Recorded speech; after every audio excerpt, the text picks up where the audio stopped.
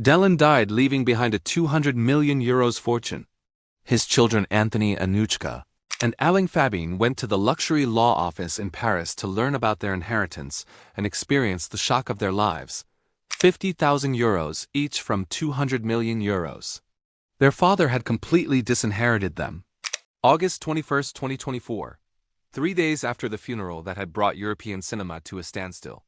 The law office of Maître Laurent Dubois on Avenue Montaigne gleamed with the kind of understated luxury that whispered rather than shouted about the wealth it handled.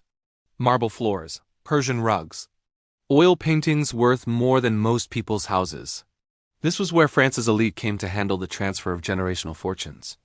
Anthony Delon, 43, sat in one of the burgundy leather chairs that surrounded the massive mahogany conference table. As the eldest son, he had naturally assumed he would inherit the largest portion of his father's estate. He had spent decades preparing for this moment, learning about the art collection, understanding the property portfolio, familiarizing himself with the business investments that had multiplied his father's wealth far beyond what any actor could earn from films alone. Anuchka Delon, 33, occupied the chair to his right, the only daughter, the one who had maintained the closest relationship with their father in his final years, or so she believed. She had been expecting not just money but also the sentimental pieces, the jewelry that had belonged to her grandmother, the photographs from his legendary film career, the personal items that represented a lifetime of memories. Alain Fabien Delon, 29, was the youngest, the one who had struggled most with living in his father's shadow. He had tried acting, failed. Attempted business ventures, abandoned them. His entire adult life had been funded by allowances and gifts from a father whose success had made it impossible for him to find his own identity. Today, he expected that financial dependence to transform into financial independence. Maître Dubois, 67 years old, with silver hair, and the kind of gravitas that came from handling the most sensitive legal matters of France's most famous families, opened the leather portfolio that contained documents that would reshape 3 lives forever. "Before we begin," he said carefully, "I want to prepare you for some unexpected provisions in your father's will." The 3 siblings exchanged glances. Unexpected provisions could mean many things. Perhaps their father had left specific instructions about the art collection. Maybe he had established trusts that would distribute the money over time rather than in lump sums. These were the kinds of complications wealthy families expected when dealing with estates of this magnitude. They were not prepared for what came next. "Your father's estate has been valued at approximately 200 million euros, Dubois began. "This includes properties in France and Switzerland, an art collection featuring works by Picasso, Monet, and Cézanne, extensive business investments, and film royalties that continue to generate substantial annual income." Anthony smiled slightly. 200 million euros. Even divided 3 ways, it represented more money than any of them could spend in their lifetimes. Financial security for their own children. The freedom to pursue any interest or passion without ever worrying about money again. "However," Dubois continued, his voice taking on a tone that made all 3 siblings sit forward slightly, "your father has chosen to leave the vast majority of his estate to charitable organizations. Specifically, to foundations focused on animal welfare and supporting struggling actors." The silence in the room was complete.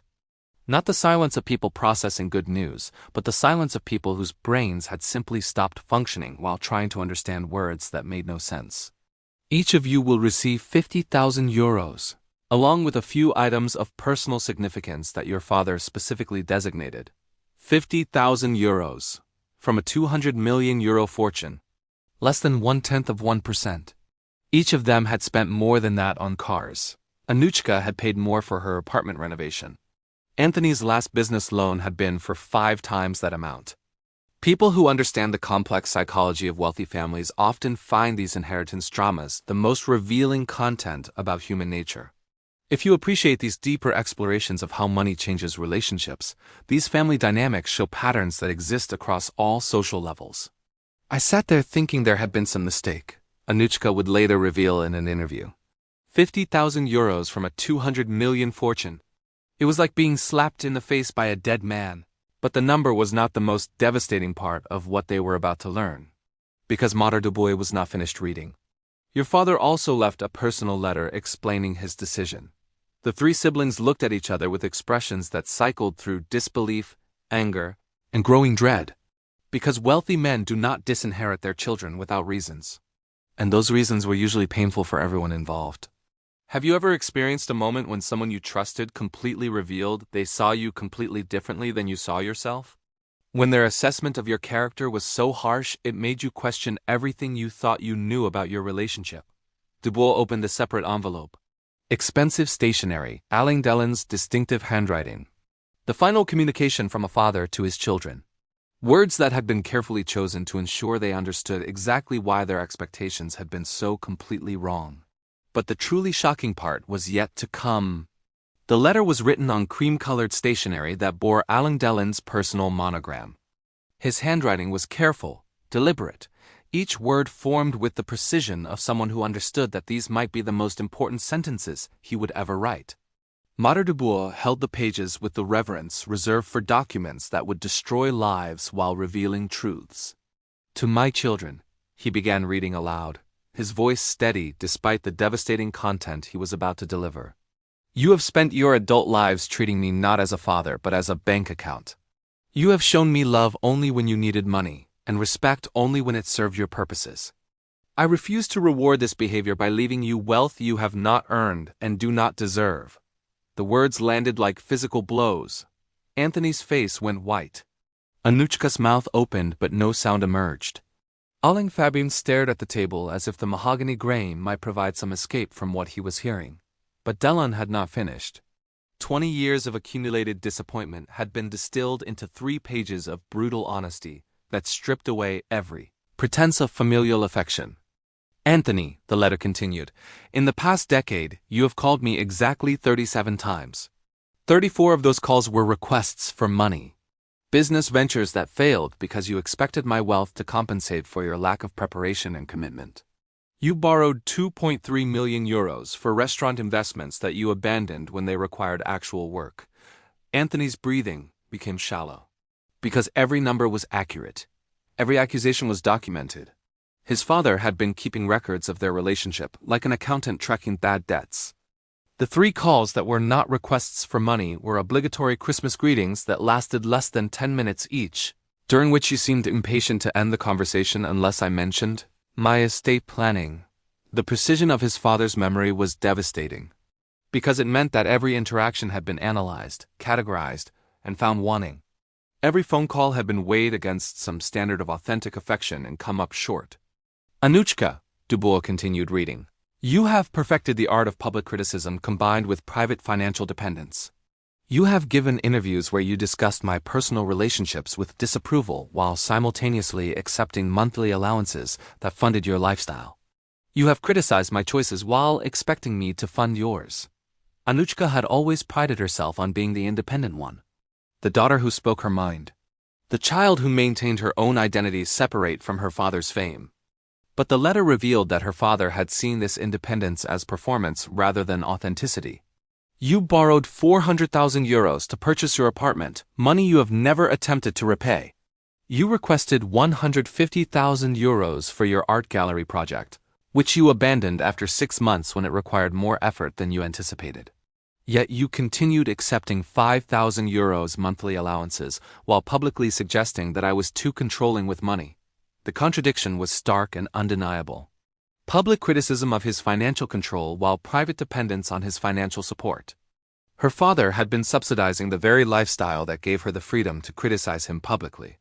Most painfully, the letter continued, you have made jokes about my age and mortality at social events, including comments about your inheritance that were overheard by multiple witnesses. You treated my death as an inevitable windfall rather than a loss you would genuinely mourn. Those who follow celebrity family dynamics understand how wealth can poison relationships in ways that seem almost scripted for drama. These psychological patterns reveal themselves repeatedly in high-profile inheritance disputes, showing how money becomes a language that replaces authentic emotional communication. The assault on Alain Fabien was equally methodical and devastating. Alain Fabien, you are 29 years old and have never supported yourself for more than 3 consecutive months. You have abandoned every career opportunity I arranged, rejected every educational advantage I provided, and treated my financial support as an entitlement rather than a gift that should inspire gratitude or effort. The youngest son had always been the most openly dependent, but hearing his father's assessment, read aloud in a legal setting, transformed familiar family dynamics into formal accusations of failure. I have provided you with 680,000 euros over the past 5 years for various projects and needs, none of which you have completed or repaid. You have lived in properties I own, driven cars I purchased, and funded your lifestyle entirely through my generosity while showing no appreciation and no ambition to change your circumstances. The letter then shifted from individual accusations to broader patterns that had convinced Delon his children were fundamentally unsuited for inheritance. Together, over the past 20 years, I have given you over 15 million euros in gifts, loans, and direct support. Most of these loans have never been repaid. Most of the gifts were requested for specific purposes that proved to be exaggerated or fabricated. None of you have ever declined my financial assistance, even when it was offered for expenses you could have managed independently. 15 million euros. The number hung in the air like an indictment, because it proved that their father's generosity had been substantial and their gratitude had been insufficient. It showed that the problem was not his stinginess but their entitlement. But the money is not the real issue, Delon's letter continued. The real issue is what your behavior has revealed about your characters and your feelings toward me. This was the psychological core of his decision. Not financial calculation, but emotional disappointment. Not anger about money, but heartbreak about love. You call me on my birthday because social convention requires it. You visit at Christmas because family obligation demands it. You ask about my health when politeness necessitates it. But you have never called simply because you missed me. You have never visited simply because you enjoyed my company. You have never shown interest in my thoughts, my memories, or my feelings about anything that does not directly affect your financial situations. The specificity was crushing, because it meant their father had been hoping for genuine connection and had instead received performance. Had been waiting for authentic interest and had instead encountered calculated maintenance of a relationship that served their financial needs. Have you ever realized that someone you thought loved you was actually just managing a relationship that benefited them? That what you interpreted as affection was actually strategy? The recognition of this kind of emotional manipulation can reshape how you understand every interaction you have ever had with that person. I do not expect you to understand this decision immediately, the letter continued toward its conclusion. Entitled children rarely comprehend the difference between earning and deserving. But I hope that someday you will recognize that by refusing to reward your behavior, I am giving you the opportunity to become the people you should have become years ago. The final paragraph was the most devastating because it offered no possibility of reconciliation, no chance for redemption, no opportunity to prove that their father's assessment had been wrong. This decision was not made in anger, but in sadness. Not in haste, but after years of observation. Not as punishment, but as the logical consequence of choices you have made repeatedly over decades. I am not taking away your inheritance. You never earned it in the first place. The letter was signed simply, Your Father, without any expression of love or hope for understanding. When Dubois finished reading, the silence in the law office was complete. 3 adult children sat processing the reality that their father had not just disinherited them financially, but had rejected them emotionally, based on a pattern of behavior they had never realized he was analyzing so carefully. This level of detailed psychological assessment from a parent reveals dynamics that most families never examine so explicitly. For those who understand how wealth can distort family relationships, these patterns of entitlement and transactional love appear across all socioeconomic levels, just with different stakes and consequences. Nobody knew that Delon had been testing for years. The full scope of Alain Delon's disappointment with his children was not revealed until his final television interview, recorded just 3 months before his death. The interview, conducted by veteran journalist Bernard Pivot, was not broadcast until after Delon's funeral, when the shocking content of his will had already been revealed. What audiences saw was the most honest and brutal assessment of parent-child relationships ever captured on camera. Pivot had requested the interview as part of a retrospective on Delon's legendary career. Instead, he received a confession that would redefine how the public understood one of Europe's most famous families. People ask me about my legacy, Delon said, looking directly into the camera with the same penetrating intensity that had made him famous decades earlier. His ice-blue eyes, now dimmed by age but still capable of commanding attention, held no warmth when he spoke about his children. They assume I want to leave my children money, but what legacy am I creating if I teach them that love can be inherited along with wealth? The question hung in the studio air like an accusation, because it suggested that Delon had already decided his children were unworthy of his fortune, and that this decision was based on principles rather than anger. Pivot, who had interviewed hundreds of celebrities over his career, recognized that he was witnessing something unprecedented. Not the careful public relations management that usually characterized celebrity family discussions, but raw honesty from a man who no longer cared about maintaining pleasant fictions. Are you concerned that your children might struggle financially without your support? Pivot asked, giving Delon an opportunity to soften his position. My children are adults, Delon replied without hesitation. They have received the finest educations money can buy. They have had every advantage that wealth could provide. They have had over 40 years to build their own lives and careers. If they cannot succeed on their own by now, then no amount of inherited money will help them. The mathematical precision of his assessment was chilling. 40 years. He had been measuring their progress against some internal timeline and had found their achievements insufficient. But it was what came next that truly shocked everyone who eventually watched the interview. The truth is, Delon continued, his voice taking on the cold edge that audiences remembered from his most memorable villain roles. I realized years ago that my children see me as an ATM machine that happens to be shaped like their father. The metaphor was devastating in its accuracy and cruelty, because it reduced decades of family relationships to purely transactional interactions. It suggested that his children's affection was entirely conditional on his continued financial availability. They call on my birthday. They visit at Christmas. They remember Father's Day, but only because they understand that maintaining a relationship with me is necessary to maintain their access to my wealth. People who understand the psychology of transactional relationships often find these insights the most valuable content about human nature. The dynamics Delon describes appear in families across all income levels, though the stakes vary dramatically.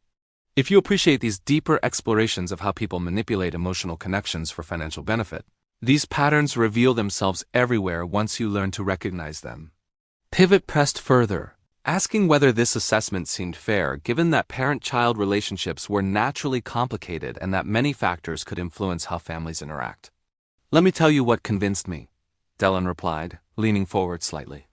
The gesture was subtle but predatory, like a hunter who had finally cornered his prey. 3 years ago, I had a health scare. The doctors thought I might have had a heart attack. It was serious enough that I was hospitalized for observation. Do you know which of my children called to check on my health? The pause was deliberate, theatrical. Delon understood how to build suspense for maximum impact. None of them. The admission landed like a physical blow, because it revealed that his children had failed the most basic test of filial concern. When their father was potentially dying, they had not cared enough to call. But do you know which of them called to ask about updating their provisions in my will? Another pause. Another opportunity for the devastating truth to register with viewers. All of them. The contrast was perfect and terrible. No concern for his health, but immediate concern for their inheritance. No worry about his survival, but immediate anxiety about their financial future. The pattern revealed everything about their priorities and nothing about their love. Within 24 hours of my hospitalization, each of my children had contacted my lawyer to discuss their inheritance arrangements. Not one of them had asked the doctors about my prognosis.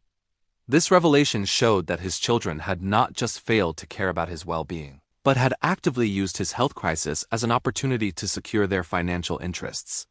It was the kind of behavior that transformed disappointment into disgust. The interview revealed that Delon had been conducting what he called experiments over the years to test his children's motivations and priorities. I would mention financial difficulties during our conversations, pretend that certain investments had performed poorly, suggest that I was considering major charitable donations. Every test confirmed what I had suspected. They were more concerned about my money than about me. Have you ever tested someone's love by observing how they react when your usefulness to them might decrease? The results of these experiments can be more revealing than any direct confrontation, but they can also be more devastating when the results confirm your worst suspicions. The systematic nature of his testing showed that Delon's decision to disinherit his children was not impulsive, but based on years of careful observation and analysis. He had given them multiple opportunities to prove their genuine affection, and they had failed every test. Every conversation eventually turned to money. Every visit included references to my estate planning. Every expression of concern was followed by questions about my financial arrangements. Greatest betrayal was yet to come. The breaking point came in September 2021, during Delon's recovery from a stroke that had left him temporarily paralyzed on his left side. At 86 years old, he was confined to a hospital bed in a private clinic outside Paris, fighting to regain basic motor functions while confronting the possibility that his legendary career and independent lifestyle might be ending. His children had been informed of his condition immediately. All three had rushed to the hospital, displaying what appeared to be genuine concern for their father's health and recovery. For the first time in years, they visited regularly, brought flowers, sat by his bedside, and engaged in conversations that seemed to focus on his well-being rather than their financial needs. Delon later admitted that he had begun to hope his stroke might serve as the catalyst for rebuilding authentic relationships with his children, that facing mortality together might strip away the transactional nature of their interactions and reveal genuine love underneath the years of accumulated disappointment. That hope was destroyed by a single overheard conversation. On his third day in the hospital, while pretending to sleep after afternoon medications, Delon heard his children talking in the hallway outside his room. They thought he was unconscious.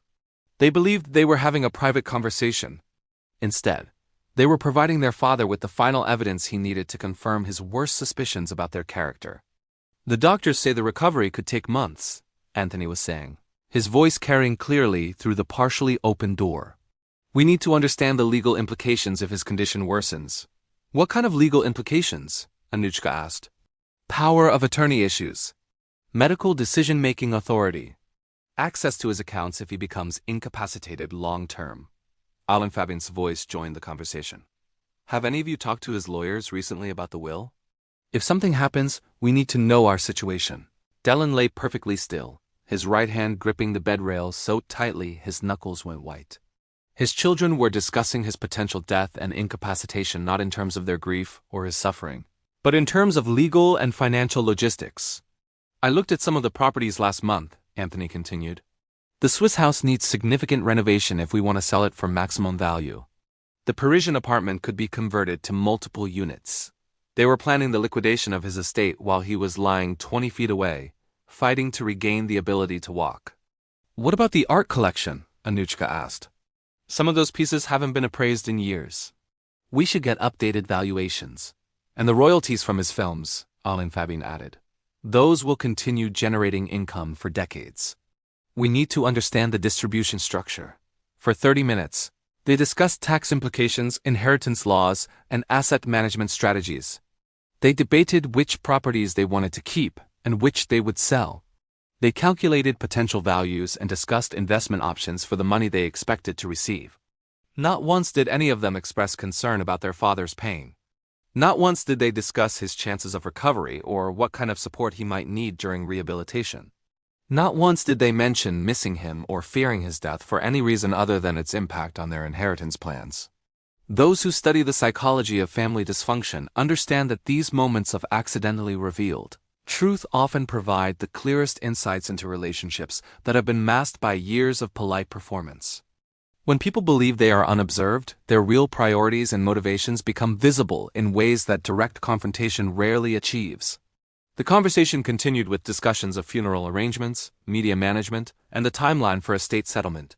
They had researched French inheritance law. They had consulted with financial advisors.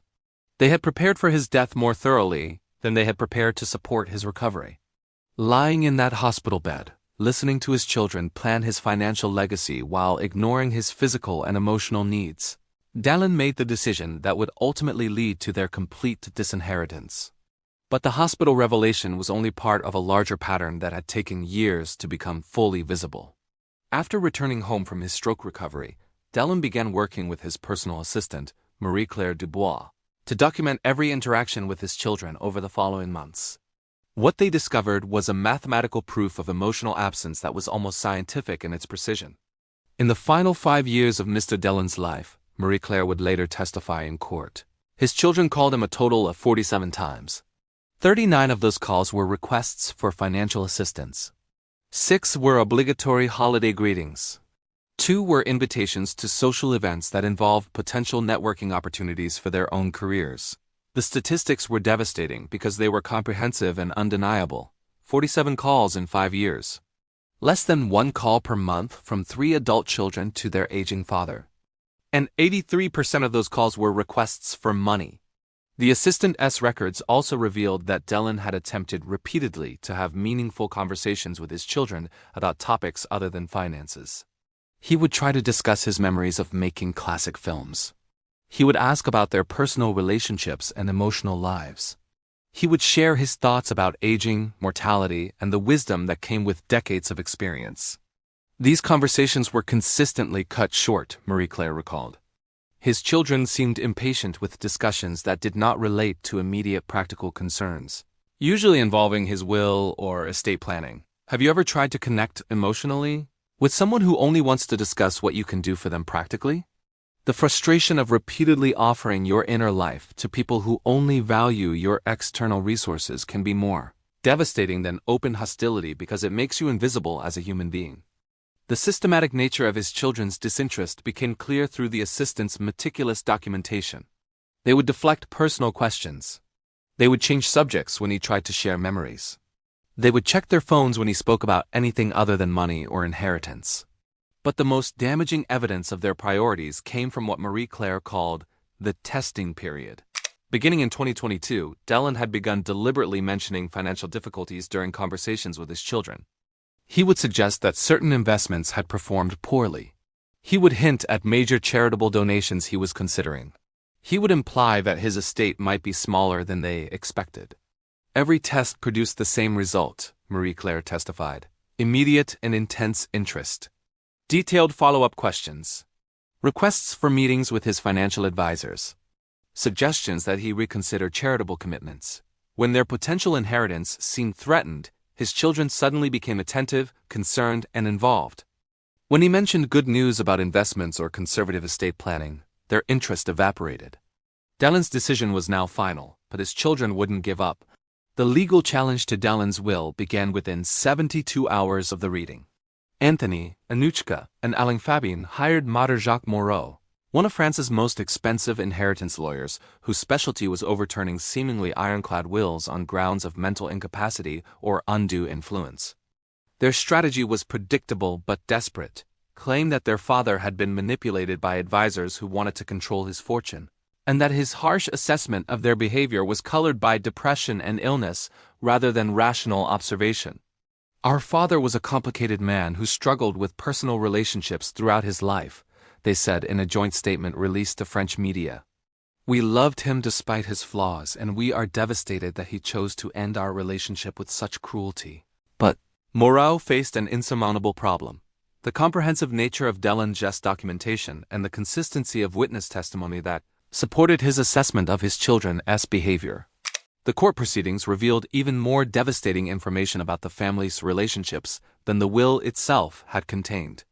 Marie-Claire Dubois's testimony was particularly damaging, as she had been instructed to maintain detailed records of all interactions with Delon's children for the final 3 years of his life. "Mr. Delon asked me to document not just the frequency of contact from his children, but the content and duration of those contacts," she explained to the court. He wanted objective evidence of what he suspected subjectively. The records painted a portrait of children who treated their father like a renewable resource rather than a human being deserving of love and respect. Phone calls averaged 7 minutes when they involved money requests, but were consistently cut short when Delon attempted to discuss personal topics. In one particularly telling incident, Marie-Claire testified, Mr. Delon tried to share memories of filming with Luchino Visconti.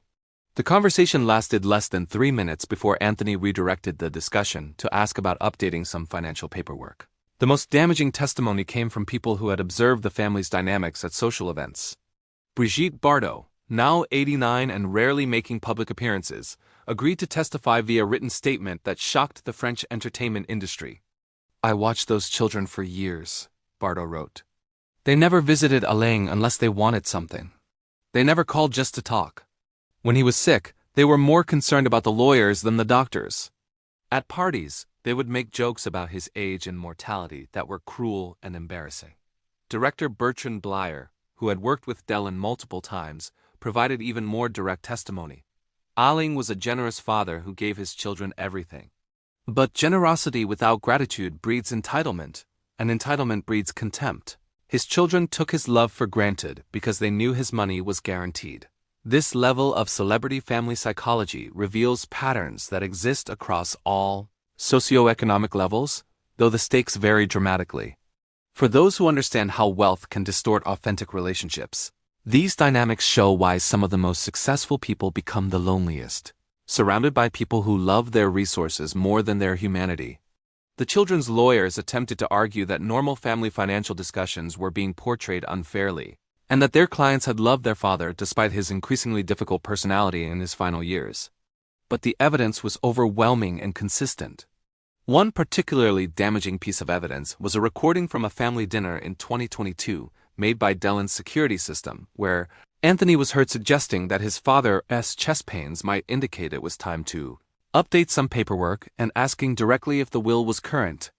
Another witness recalled Anuchka making jokes about inheritance timing at a public charity event, including comments about waiting for my turn that were loud enough for other guests to hear and remember.